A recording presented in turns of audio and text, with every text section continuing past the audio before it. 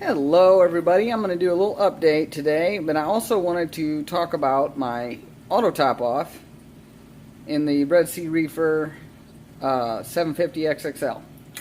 So as you can see, I've had a little issue with this A can right here, and I'm going to go around to the back side. I don't know if you remember from the other videos, it's kind of hard to see right there, but I had to actually take a saw and cut the back part of it off for some reason, and I don't know why. It had just completely died, and I don't know why. I did a coral dip on it after I did that and put it back in, so I'm hoping the rest of the colony, it's looking a little better today, so hopefully the rest of the colony will be okay. But other than that, everything else appears to be good. There's happy as a clam. And my new rainbow bubble tip, I've had a few weeks, and it seems to really like those two, which I can't believe I've had them almost, gosh, it's been a good 5 years now. I mean, I had 5, they split. That's the mother, and one of the other ones, I guess, daughter or whatever, son of the mother. So, and there's that carpet, and he settled right there. That's where he likes. So, so I wanted to talk about my auto top off. So, in the Red Sea, and anybody that has one knows this, or if anybody's thinking about getting one, you get this 7.5 gallon top off, and it's gravity fed top off. So, there's a little, and I don't know if you can see, there's a little hose that comes down, and it just drips down in there when the water gets low and stuff. So we hooked up my auto top, or my RODI unit, and that that way I can just fill it, turn the water on and turn the valve on and just fill the auto top off from here.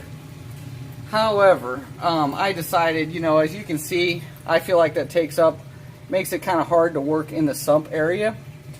So what I'm doing, and I will have another video on this when I get it set up, because I'm going to go pick it up tomorrow. I had ordered a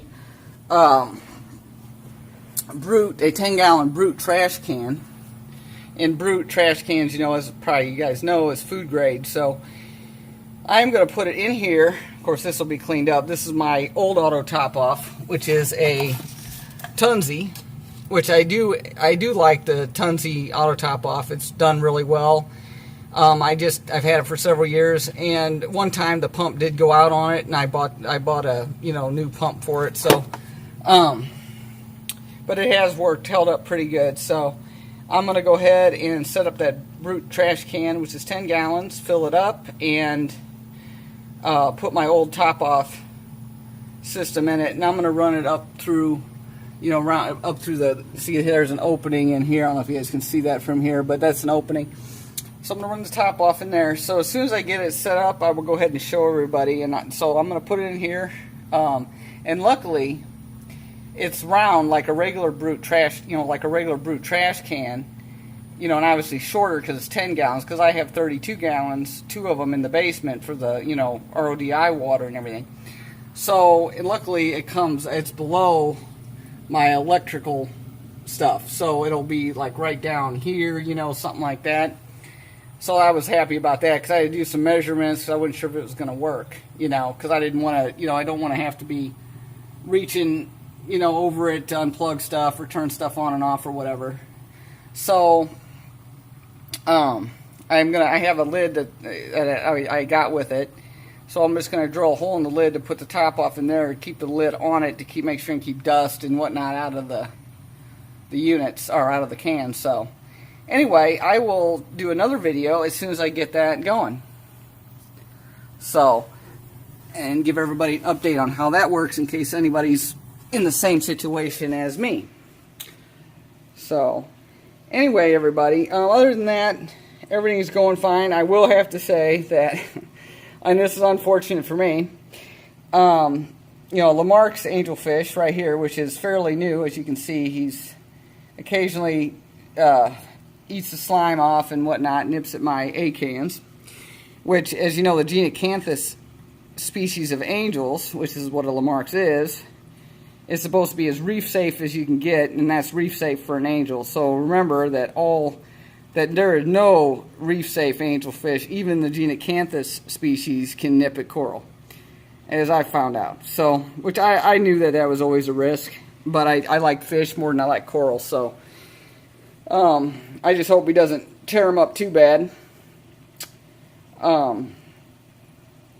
But anyway, so other than that, everything's just going right along with the tank. I'm absolutely loving having a sump.